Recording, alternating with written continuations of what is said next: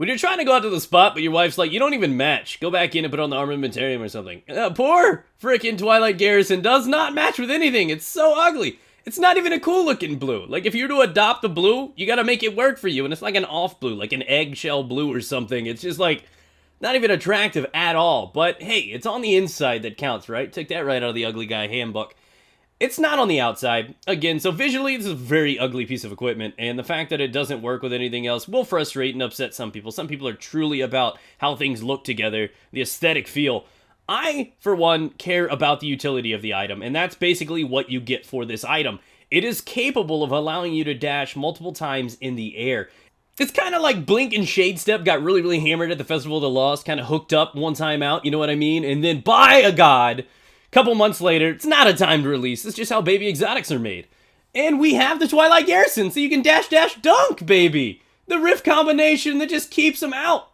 You're like the Air Jordan. We're going to see that highlight on SportsCenter later. That's what's so cool about it, is Shade Step can be used aggressively, but it's not the wisest because it puts you in really tricky situations. This one could be used more aggressively because you have a better visual awareness of what you're doing. You can control it easier than you can Shade Step. So it's far more valuable in an aggressive stance than Shade Step can be, but it's not as useful in a defensive way, in an evasive way. And that's because Shade Step, you can do that while you're on the ground. You can do it quicker than you can with this because you don't have to take that extra split second time to jump first before dashing. So there's value behind this, unseen value that you may not get out of Shade Step, but there are things behind Shade Step that make it more valuable in split-second decisions, you know, competitive environments. So this one can be used in a few different ways, but I think it's really, really cool too because you can use it inside the Sunbreaker subclass. You can dash in the air, get the height advantage, and kind of prey on people on the ground, those little plebs. And you can do some nasty, nasty things with the dashing capabilities of this item. So let's talk a little bit about what I think's so cool about it. So as I said, it's very similar to Shade Step. It's kind of like the mixture of that and Blink. You have to jump first, but then you can dash. The cool part about it is you can control the area as you go. So there's situations where I've had to dash to the right and dash to the left. You could do just simple, you know, fights like that confuse the enemy. They lose track of you, they waste their ammo, they have no clue what's going on. And it's just amazing. Like right there, he wanted to punch me one more time, and I'm like, no, shut him down, continue the streak. Those things become super valuable when using something like this. So I may not recommend this piece of armor for a defensive player. If you're rocking, you know, the outskirts of a map, using the Mida or something, yeah, you don't really gonna want to use something like this. You're better off with another piece. But if you're an aggressive player and you love to get close quarters and you love to get in the gunfights in the heat of the action, this is gonna help you in so many different ways. Like I said, aggressively and defensively. And the defensive power and use is there. It's not completely void. It's not vacant. It's there. It's just not as quick as Shade Step. And I still find myself getting out of tricky situations that I know I should have died, and the Twilight Garrison has saved me. So there are many times that has happened throughout the duration of a game. I feel like 5 to 10 times a game, the Twilight Garrison has saved me in a sticky situation where I may have won the gunfight, but if not, I live on to fight another day. Survivability is more important than getting the kill.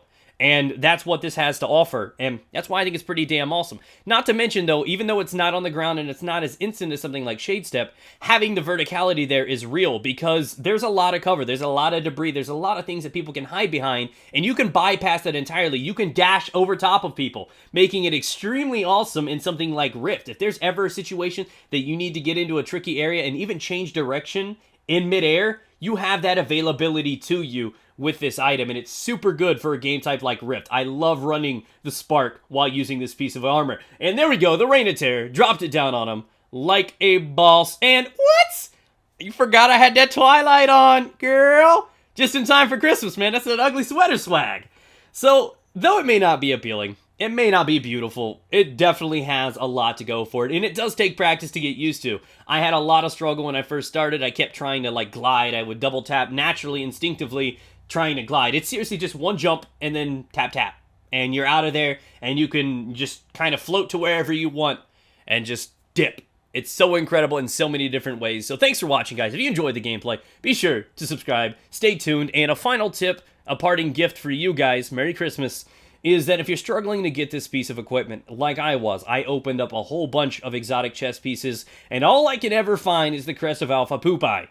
It's super, super sad that happened, so I went ahead, I went out on a limb, I went over to Master Rahul, the Cryptarch, and the very first legendary chest piece I bought from him for 60 legendary marks got me the Twilight Garrison. I'm not going to say it's going to happen that same way for you, but if you have those legendary marks, you're really looking for this piece of armor, definitely start saving them for that occasion. Go out there and buy some chess pieces from him. So you guys have a great night. Don't forget to wash your feet in the shower.